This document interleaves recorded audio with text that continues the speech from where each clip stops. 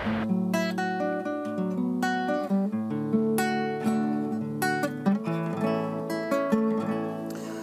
দর্শক, সবাইকে স্বাগত জানাচ্ছি মাঝরাত্রিরে আমাকে যারা দেখছেন। এটি news young night love box. বুঝতে পারছেন আমার হাতে গিটার এবং টুংটাং বাজছে, সুতরাং আজকে কথা কম হবে, আবৃত্তি, গান আরও অনেক কিছু হবে। এবং শুরুর আগে আমি যেটা বলে থাকি যে পুরো সপ্তাহ বেশ ভালো ছিল, এবং বেশ ভালো বলতে হচ্ছে এই কারণে যে সুবিরদা এখন অবধি আমরা ঠিক তার প্রাণোচ্ছল ছন্দতে আমরা পাইনি।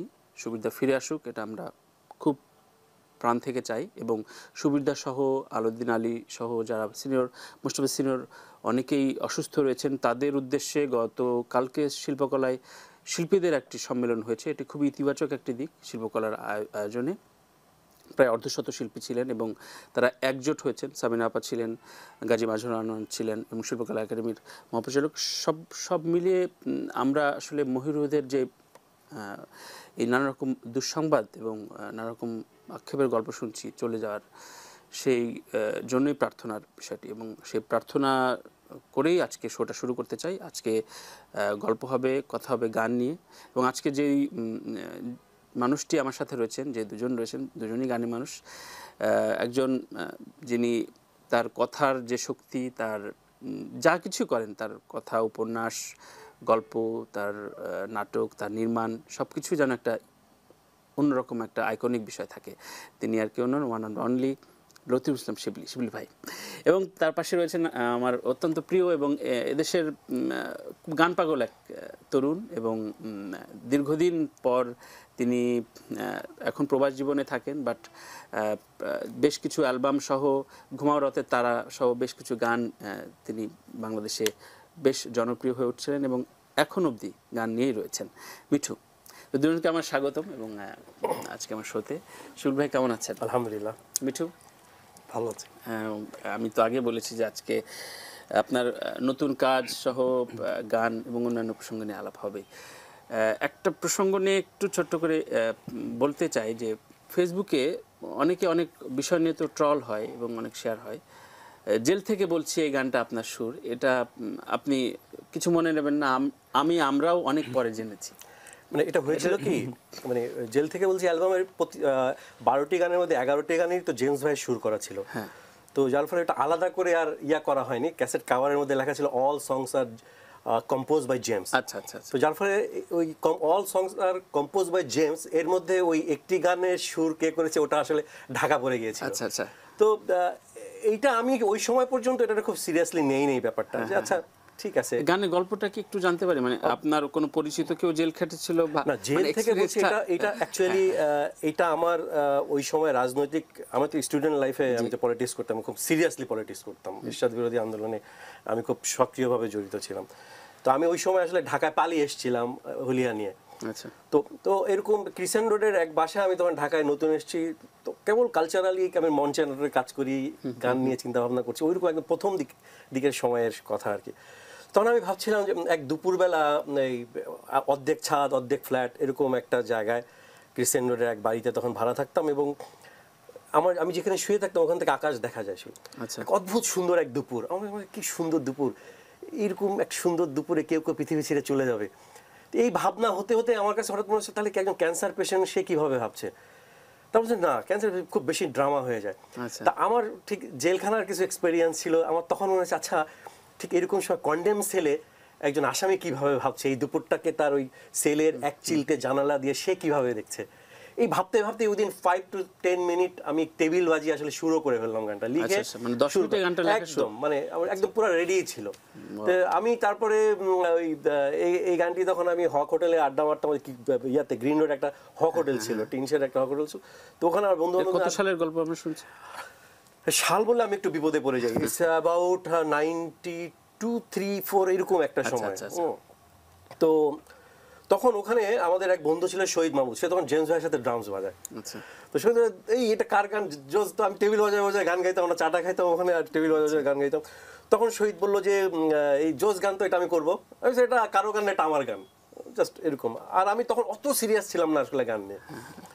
তো শহীদ তার নিজের অ্যালবামের চিন্তা ভাবনা করছে এবং ও তখন জেমস ভাইয়ের সাথে তখন ড্রামস বাজায়। তো তার প্ল্যান হচ্ছে জেমস ভাইকে দিয়ে কম্পোজ করিয়ে গানটা করবে। তো জেমস ভাই গানটা শোনার পর জেমস ভাই খুব পছন্দ হয়ে গেছে। তো শহীদকে বলে, শহীদ যে এই গানটা তৈরি করেছে তাকে তুমি আমার কাছে নিয়ে আসো। এই জেমস ভাইয়ের সাথে আমার প্রথম তার স্কাটনের বাসায় এই গানটা দিয়ে, এই গানটি দিয়ে। আচ্ছা আমরা একটু মিঠুর গানটা একটু ছোট্ট করে 2 লাইন শুনি না, জেল থেকে বলছি ছোট্ট করে। পুরো মনে নেই, ক্ষমা করবেন। অপ্রস্তুত যদি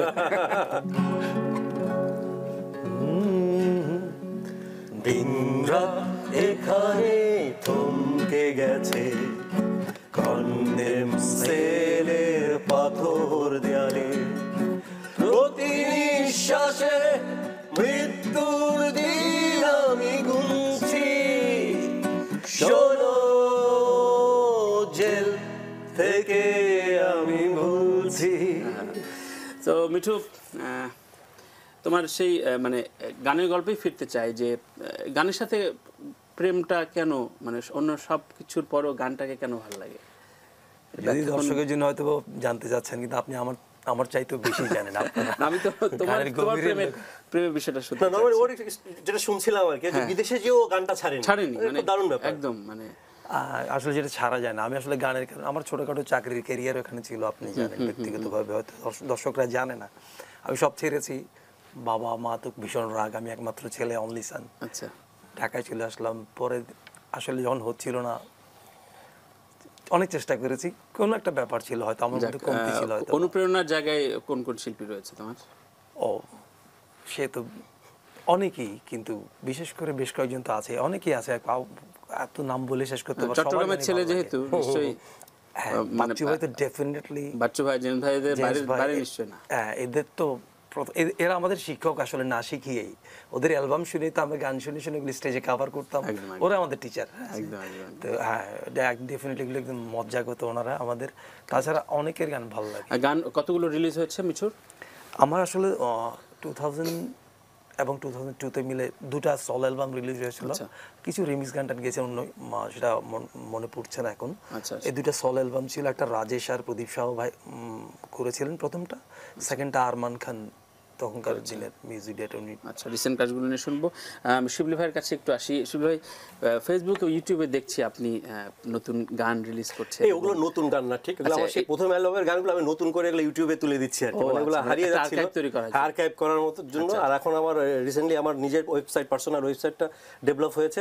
আমি চাচ্ছি আমার সব কাজগুলো এক জায়গায় থাকতে আর কি, যাতে কতগুলো সংখ্যায় কতগুলো গান হয়েছে এটা কি শিবলি ভাই বলতে পারবেন? আমি আসলে বলতে পারবো না, কারণ আমি এখনো অনেক লাস্ট বোধ 2-1 বছর আগেও আমি আমার একটা গান, যেটা আমার যেমন আমাকে শুভ্রদেব দাদা আমাকে একদিন হঠাৎ করে, আপনি কিন্তু আমার একটা গান লিখেছিলেন। আমি কি বাবা, কোন গান? তো অনেক দিন আগে বাচ্চু ভাইয়ের কাছে একদল লিরিক থাকে, তো এক গাদার লিরিক তখন থাকতো বাচ্চু ভাইয়ের কাছে। তো ওরকম গান, এক ট্রেন চলে যাওয়া, এক ট্রেনের গল্প আর কি। আচ্ছা আচ্ছা, শিবলি ভাই, কয়টা প্রেম করলে তুমি আমার প্রথম সকাল লেখা যায়? এটা তো কয়টা প্রেম করলে না, কয়টা ছ্যাঁকা খেলে, এত ফুল রোমান্টিক, ফুল অফ রোম্যান্স। এটা অবশ্যই একদম মানে পজিটিভ রোমান্টিক। মানে একটু বলেন আজকে। I am born lover man, প্রেমিক হয়ে জন্মেছি আমি। কয়টি এটা সংখ্যা দিয়ে আসলে ঠিক ব্যাখ্যা করা সম্ভব না। আচ্ছা আচ্ছা, আপনার খালি গলায় তুমি আমার প্রথম সকাল 2 লাইন একটু শুনতে চাই। তুমি আমার প্রথম সকাল, একাকী বিকেল, ক্লান্ত দুপুর বেলা, তুমি আমার সারাদিন মা, তুমি আমার সারা বেলা। প্রথম কাকে শুনিয়েছিলেন? এই গানটি ছিল, এই গানের আবার একটা মানে ছোটখাটো ইতিহাস আছে আর কি। এই গানটি আসলে ঠিক আমার ঘরানার গান ছিল না, এটি আবার থাকে না যে তখন যেটা আমি যে টাইপের, আমি তখন ব্যান্ড মিউজিক, মানে বেসিক্যালি রকারদের সাথে আমি কাজ করছি। ওই সময় এরকম একটি ডুয়েট গান, আধুনিক বাংলা গানের মতো একটা ডুয়েট গান, এটা ছিল তখন টুলু ভাইয়ের প্রথম মিক্স অ্যালবাম করছে আর কি বাংলা দেশের, তখন বোধহয় মিক্স ডুয়েট মিক্স অ্যালবাম প্রথম, স্টার্স 2। হ্যাঁ, এই অ্যালবামটি ছিল। কারণ টুলু ভাই কিছুদিন আগে এটার উপর একটা স্ট্যাটাস দিয়েছিল, প্রথম ডুয়েট মিক্স অ্যালবামের বিষয়। তো তখন টুলু ভাই তার অ্যাসিস্ট্যান্ট শামীমকে পাঠিয়েছিল আমার বাসায় গানের জন্য। আমি শামীমের কাছে আমার ডায়েরিটা ছুড়ে দিয়েছিলাম তো শামীম তখন করেছি, ওখানে একটা ছেঁড়া কাগজ ছিল, ওর মধ্যে এখানে এই এই এই গানটা মানে আমার থাকতো না যে পকেটে কাগজ কলম থাকলে যেখানে সেখানে বসে লিখে ফেললাম কিছু একটা, এরকম একটা ছেঁড়া কাগজের মধ্যে এই গানটা ছিল। তো ও তখন করেছি কি ওই পুরা ডায়েরি থেকে ওই কাগজটা নিয়ে চলে গেছে, আর আমার কাছে মূল ইয়াটাও ছিল না। আচ্ছা আচ্ছা, তখন ওই যে ফিরোজ মাহমুদের একটা অনুষ্ঠান হতো মনে আছে বিটিভিতে, কারেক্ট, আনন্দ গীতি বিচিত্রা, গীতি বিচিত্রা, রাইট।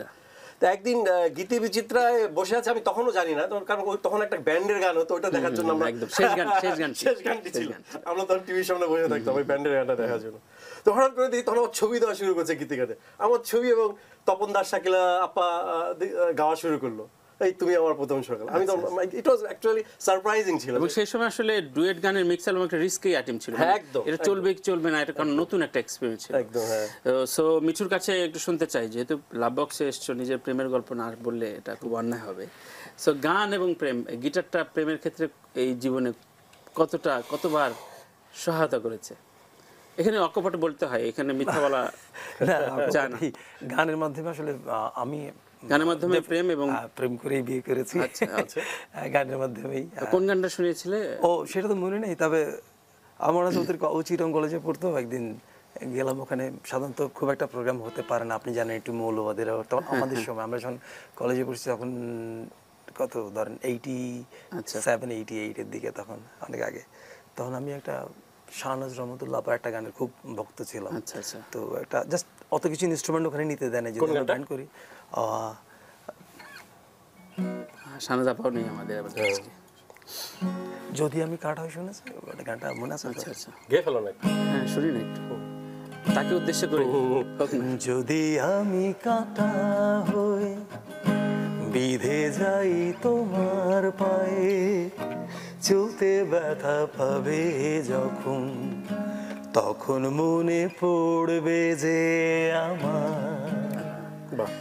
খুব কঠিন গান দিয়ে কঠিন প্রেম শুরু হয়েছে। শাহনাজ আপার এক একটা গান তো মানে তোলা সবচেয়ে কঠিন, অনেক কঠিন, খুব কঠিন। যাক, প্রেমের ক্ষেত্রে গিটারটা খুব খুব জরুরি, খুব কাজে দেয়।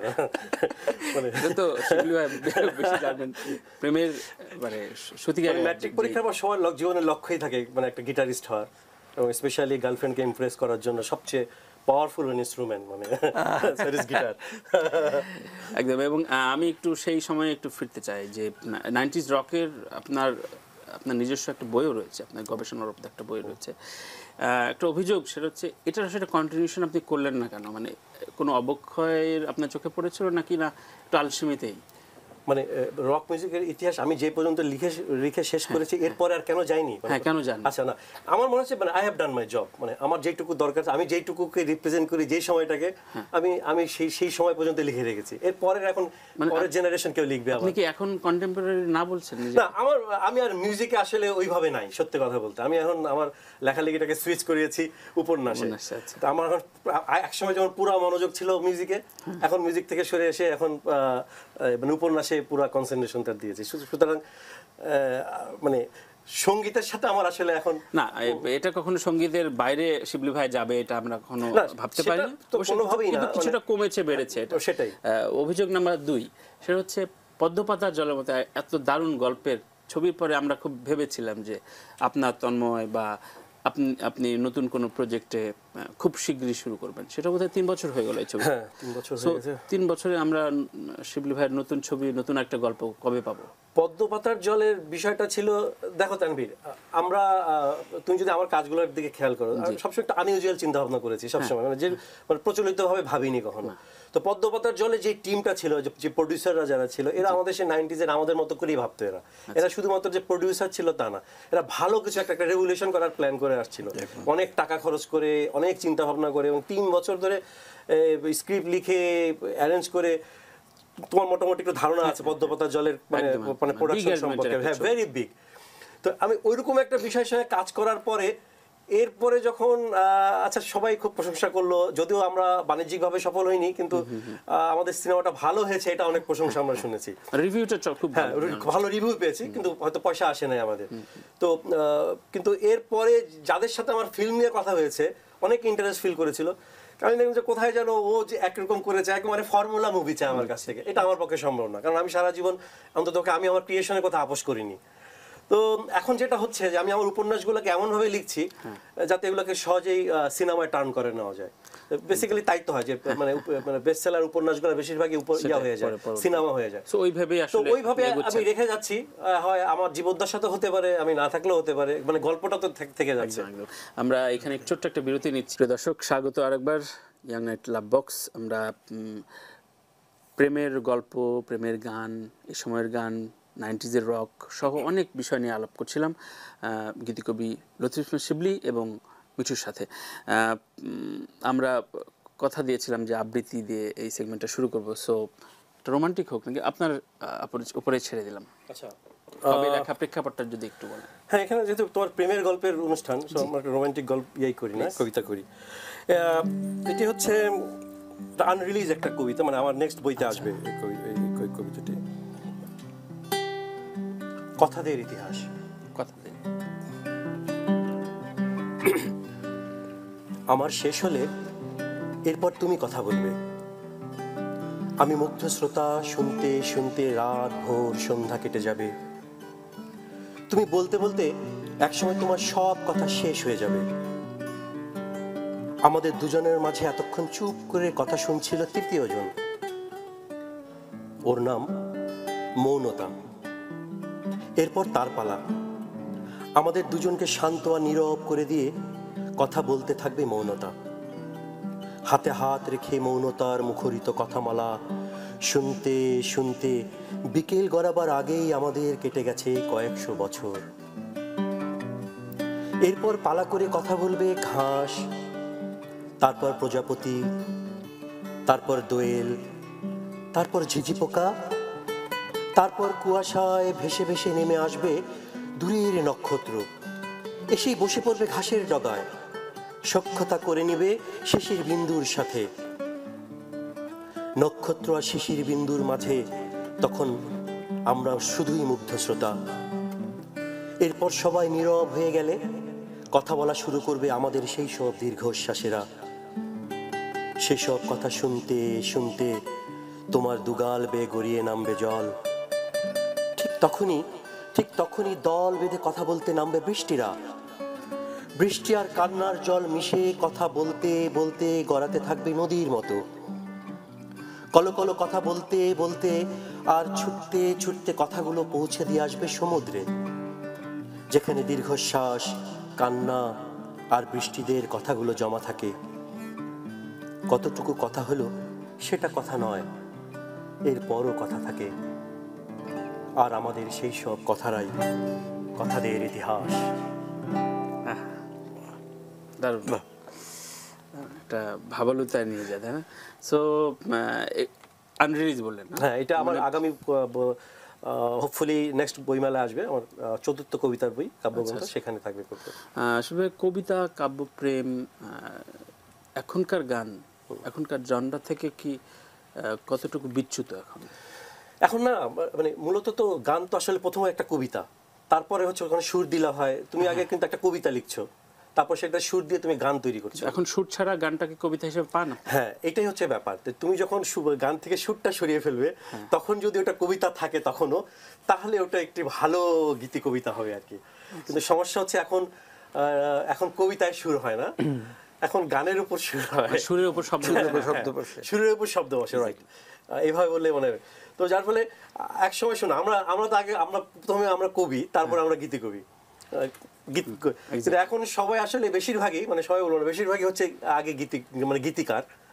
তো এই জন্য মনে হয় গানের গভীরতাটা কমে গেছে। মানে গানের সুর ভালো হচ্ছে, ইনস্ট্রুমেন্ট ভালো বাজানো হচ্ছে, সাউন্ডটা আমরা খুব ভালো পাচ্ছি, কিন্তু ঠিক সেই গানের সেই গভীরতাটা থাকছে না। মানে এটা একটা একদম, মানে সেক্ষেত্রে আমি বলবো মিঠু সেই চর্চাটা নিশ্চয়ই রেখেছে, এবং প্রদীপ সাহা এবং রাজেশের সুরে তোমার প্রথম কাজ। এর পরবর্তীতে গানের ক্ষেত্রে কোন জনরা, কোন ধারাটা তুমি আসলে ওন করো নিজেকে?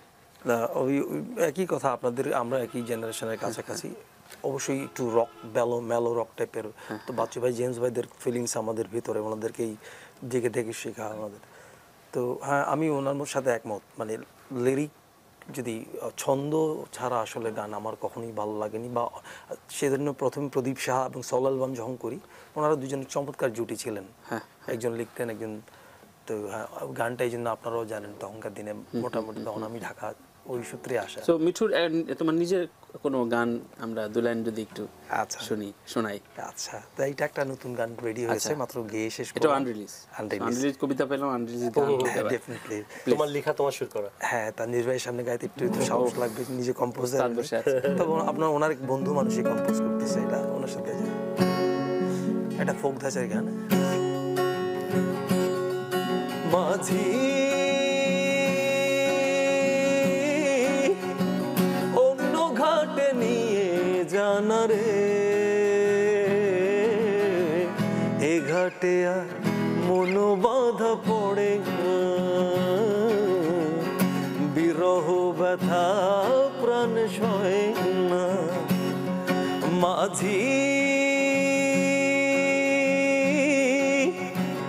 অন্য ঘাটে নিয়ে জানা রে, ও এ ঘাটে আর মন বাঁধা পড়ে না, বিরহ ব্যথা প্রাণ সয় না।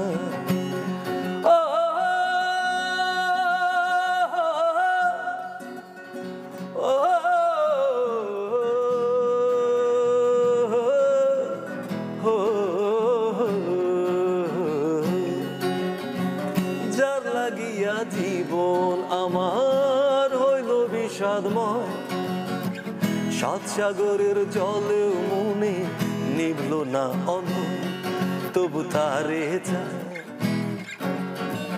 এত ব্যথা সইল প্রাণ, তবু তারে চায় মনারে, মনারে তোর লীলা বুঝি না, ভালোবাসার রীতিনীতি জানি না। ছোট্ট একটা প্রশ্ন রেখে আমি শিবুল ভাইয়ের কাছে কয়েকটা প্রশ্ন জানতে চাই। সেটা হচ্ছে বিদেশ থাকা হয় এবং সেখানকার বাঙালি কমিউনিটির ভিতরে বাংলা গান শোনার চর্চা, এখন তো ইউটিউব ডিজিটাল প্ল্যাটফর্মে আসলে এখন কোনো ব্যারিয়ার নেই, কোনো সীমানা নেই, সিডিটা পৌঁছে দিতে হয় না। সো রেসপন্সটা কেমন এবং তাদের শোনার আগ্রহ, শোনার চর্চাটা কেমন তোমাদের কমিউনিটির ভিতরে? আমি যখন 2009-এ গিয়ে পড়লাম তখন অতটা ছিল না, আচ্ছা, এখন অনেক বড় কমিউনিটি হয়েছে এবং গানের চর্চা সবখানেই।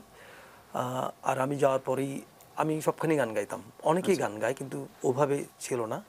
আমি শুরু থেকেই একে একে ডেকে এনে আমি যেহেতু ওরকম বাজাতে পারতাম না, একজন গিটারিস্ট পেল আনপ্লাগ, যে কোনো বাসায় বললেন যেখানে আমাকে ডেকেছে। তো এখন আমার তিনজনে মিলে একটা সেট আপ করেছি। আমি সেটআপ না, এটা কি সেটআপ না ব্যান্ড? এটা ব্যান্ড করতে পারিনি এখন, এই জন্য আমি ব্যান্ড বলবো না। আমার টোটাল মিউজিক আমি এভাবে মনের মতো করে ফর্ম করতে পারিনি, আমার আরো দুজন মিউজিশিয়ান আমাদের লাগবে। তো আমি ছোটখাটো শোগুলি, সেই সেটআপের কোনো নাম আছে? স্বপ্ন নাম দিয়ে। স্বপ্ন, হ্যাঁ। আমরা যদি তিনজনে কাজ করি তো খুব আগ্রহ মানুষের, বাংলা গানই বেশি শোনে এবং আমাদের নিজেরও লেখা, আমারও দু একটা গান শুনতে চায়। আমার একটা মা গান আছে, ওরা খুব পছন্দ করে, ভালো লাগে। সো অস্ট্রেলিয়ার বিভিন্ন স্টেটে তোমরা এই স্বপ্ন নিয়ে কাজ করেছো? হ্যাঁ। সো ব্যান্ড, আমি একটু ওর কথা ধরে একটা কথা বলতে চাই আমি। আচ্ছা, আমরা কেন যেন অ্যাম্বিশাস না একটা ব্যাপারে, সেটা হচ্ছে, আচ্ছা জেমস ভাই যেমন ইন্ডিয়াতে যে হিন্দি গান গেয়েছে, হ্যাঁ, আচ্ছা আমাদের ছেলেরা এখান থেকে দলে দলে বিদেশে যাচ্ছে, যে বাংলা ব্যান্ড ওখানে ফর্ম করতে হবে কেন? কেন ওরা লোকালি ইংরেজি এবং মানে ঠিক মানে সেই কমিউনিটিতে কেন, মানে একদম বিশ্ব কমিউনিটির গান কেন করছে না? তুমি খেয়াল করে দেখো, এখন পর্যন্ত একটা এরকম বাংলাদেশি কমিউনিটিদের ইংলিশ ব্যান্ড যারা আমেরিকা, ইউরোপে বা কোথাও এখন পর্যন্ত কিন্তু ডেভেলপ হয়নি। শিবলি ভাই আমি জানি না, আমি এখানে মানে কেন এই অ্যাম্বিশনটা তৈরি হচ্ছে? এটা মনে হয় মিঠুদের পরের জেনারেশন থেকে শুরু হবে। হ্যাঁ, মানে যদি আমি if I am not wrong, কারণ পরের জেনারেশন থেকে একদম অলরেডি শুরু হচ্ছে। হ্যাঁ, ইউএসএ বলি বা ইউকে তে বলি, এটা আমরা দেখেছি। তখন আস্তে আস্তে সেই শোনার আগ্রহ, সেই সাউন্ড ইঞ্জিনিয়ারিং পড়াশোনা, মিউজিকের উপর তারা মানে ডিপ্লোমা নিচ্ছে।